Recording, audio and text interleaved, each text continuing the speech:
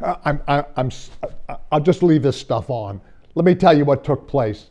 I am really, really freaked out about something that just happened. I buy lotto tickets and I go to different locations all around the city, somehow thinking that's going to improve my chances. And I went to a really simple mom and pop convenience store. One person in there behind the counter, one customer, and me.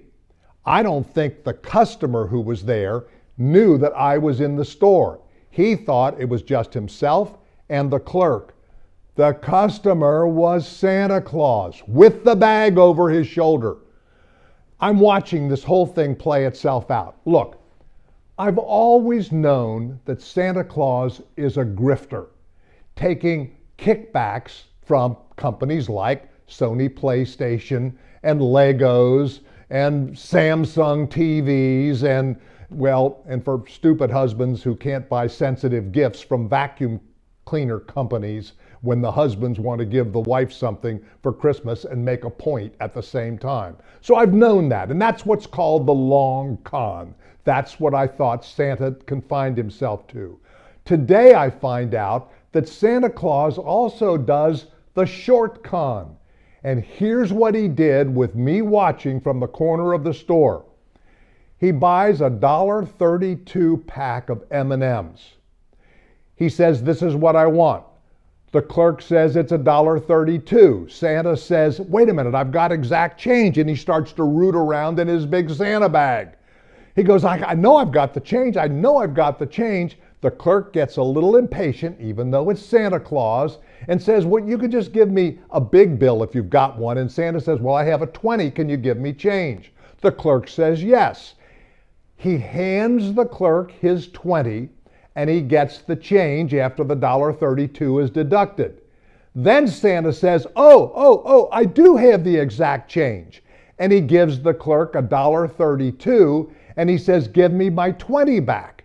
The clerk gives him his 20 back. That's called the short con. He has the change from the original 20, and now he has his original 20 back as well. Then Santa saunters towards the door, because when you do the short con, you don't want to do anything desperate, which sends a signal to the victim that he's been conned. The victim is called a mark, by the way. Well, this mark knew he had been conned. He came out from behind the counter and he had a baseball bat in his hand.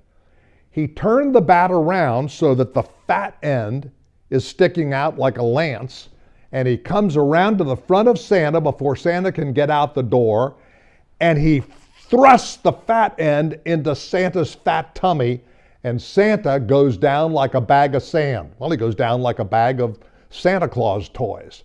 He hits the deck. He's really hurt. I drag Santa out, put him in my car. I take him to the emergency room at nearby Christ Hospital, where they tell me he's in serious trouble. Then I raced home to make this video to alert the kids, because I want kids to know this. You may not see Santa this year unless the hospital can stop the hemorrhaging in his stomach.